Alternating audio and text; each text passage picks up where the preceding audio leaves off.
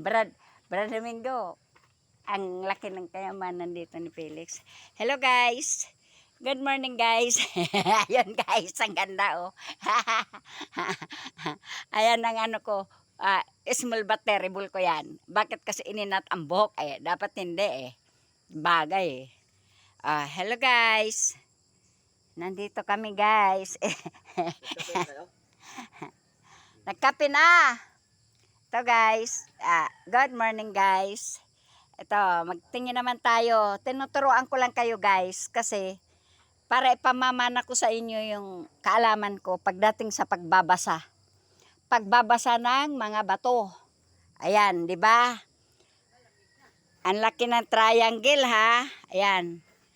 Ang laki ng triangle. Pero, bakit naglagay siya ng triangle na yan? May tinuturo siya mga bagay. Ayan na, tatanggalin natin yung mga ano. Etong guhit na to, nagtuturo siya papunta doon sa sapa. Ito naman, nagguhit siya dito, papunta dito sa maliit na nasa iloy-soy ng tubig. Ito naman isa, nagtuturo siya papunta doon. Ibig sabihin, tatlong bagay ang nilagay nila. Ito ang nagpapatunay na triangle. Pero guys, mayroon tayong sekreto. Ito. Kita mo yan guys. Ang laki nito. Laki ng bato na to. Ayan. Triangle din siya guys. Triangle. Pero nagkaroon siya ng mga disenyo guys. Ayan o, apak. Apak. Ibig sabihin, kanan to. Maglalakad ka pa guys. Sabi niya. Maglalakad ka pa. Yan. Lumakad ngayon ako dito sa mata niya. Ito mata oh. Yan. Yan mata. Yan mata. Yan. Yan mata ha. Malalim yan guys. Yan. Ito yung mababaw. Ito yung malalim. Tapos, nagkaroon siya ngayon ng bibig. Ayan. Bibig din. Tapos, ilong. Ngayon, pagdating dito sa bibig na to, sinarado niya dito. Inukit niya. Ganyan. Pagkatapos guys, naglagay siya dyan ng triangle nakatayo. Tapos naglagay din siya ng triangle nakadapa. Pagkatapos, itong triangle pahaba. Ayan oh. Nagturo siya dito sa dulo. Anong tinutukoy niya guys? Papunta dyan sa dati ko kanina na blinag. Yan. Palakang nakadapa. Yan. Yan. Yan. Buntot niya, yung isang kamay niya nandoon. Nakadapa din yung kamay nakaganyan doon. Doon sa tinuturo ng ulo ng palaka. Pati yung mata dyan sa gitna. Pinagkuhana ng puso. May puso.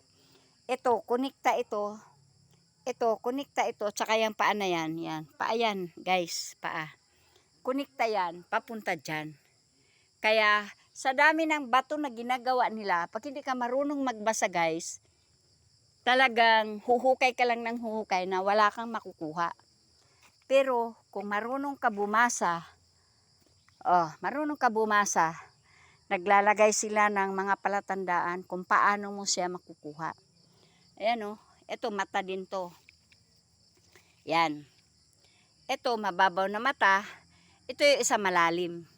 Nagtuturo siya na punta ka dyan. Ayan, magpupunta ka dyan sa puestong yan.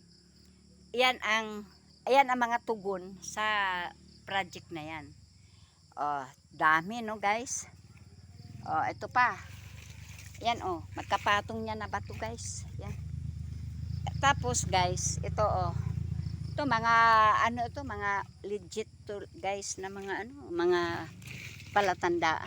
Ayan talagang hindi ka maliligaw guys. Yan ito.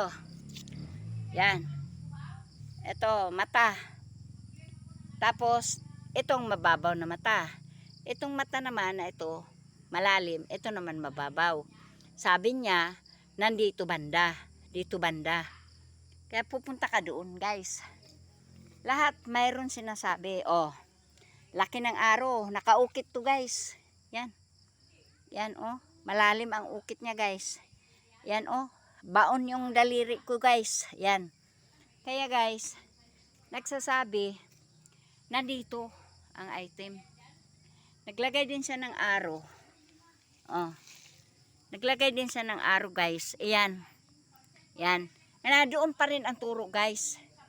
Kaya lahat sinasabi niya na nandito. Dito sa pwestong to. Sa gitna na to. Ito ilalim nito. Yan. May mga bubog kasi guys. Kaya hindi ko maiano sa inyo. Basta nagsasabi siya, dito ka huhukay. Diyan. Diyan ka huhukay. Ayan guys ang pagkabasa ko. Pag nakakita kayo ng ganitong bato, hukayin nyo guys sa gitna. Positive yan guys. Kasi ang gitna na yan, may malaking puso yan. Tinanggal ng pamangking ko. Nandito, ituro ko sa iyo yung puso. Para makita mo na may katotohanan lahat yung aking tinuturo sa inyo. Para pag kayo man nakakita ng mga ganyan guys, makatulong ako sa inyo. Ako si Madam. Si Madam na nagtreasure. Si Madam ako, nagtreasure. Kaya tinuturoan ko kayo ng mga disenyo. Ayan oh. Apak din to guys. Oh. Yan. Yan. Ito. Ayan oh. Ito yung puso. Yan. Yan yung puso. Yan. Yan yung puso. Yan. Tinanggal yung puso doon. Kaya yan. Yan ang patunay na positive. Yung sinasabi natin. Kaya mga ka-TH, kung gusto nyong magkaroon kayo ng biyaya, nandito. Etong lugar na to. Kaya pag nakakita kayo ng ganyan mga disenyo, tingnan nyo ng maigi yung mga mata niya. Mga mata ang magsasabi kung nasaan yung tinago nila. Kung saan sila nakatingin.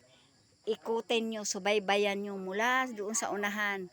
Sundan nyo yung mga tinuturo na nagpapatunay na nandyan nga. Titingnan nyo talaga ang patunay niya. Hindi kayo basta hukay ng hukay guys. Kaya kawawa naman kayo guys. Naranasan ko rin maghukay guys. Kahit babae ako. Bumababa ako guys ng 40 feet. Ang lalim guys. Sa 40 feet na yan, binababa ko yan guys. Kasama yung hagdan. Hagdan, may lubid din akong hawak. Kaya guys, kahit babae ako, hindi ako natatakot bumaba. Kasi ang nais ko, kung may pagpapala man, magamit ko rin sa lahat ng tao na higit na nangangailangan. Gusto kong makatulong sa kapwa na mga naghihirap. Kung ipagkaloob man sa atin yung mga bagay na yan, huwag kayong makalimot tumulong sa naghihirap talaga mga tao na karapat dapat tulungan. Kaya binibigay sa mga puso yan ng may mga gininto ang puso guys. Ako guys, ang nakuha namin mga kuang guys, mga guldas. Guldas guys, pagkatapos yung guldas, dinala namin guys sa kuan guys, Bulacan. Naluko kami guys. Doon sa Patunawan guys, pinasiparit namin yung lupa at saka gold. Sinabi nila puro daw lang lapok. Pero yung maliit na pinaasay namin guys, 22 carats guys. Sayang guys, alam mo ba, napakalalim ng kuweba yan na nakuha namin yung 22 na sako.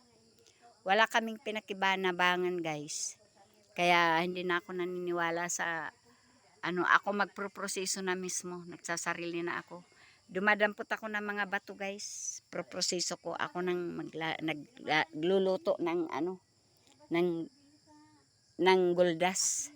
Ako na nagluluto para makinabang naman ako guys. Kaya guys, ito sa tanda ko na to, diyan ako natuto sa loob ng kuweba ng 15 years. Nakatira ako sa kuweba 15 years, napakaraming mata. Lahat yun guys, sinubukan ko kung ano ang tinuturo ng mga mata. Kaya alam ko magbasa ng mga mata. Basta may mata. May paa, may mata. Basta mayroon mga mata, alam ko kung paano. Ultimong tapat ng tubig, alam ko kung anong sinasabi ng mata. Kaya guys, salamat sa inyo.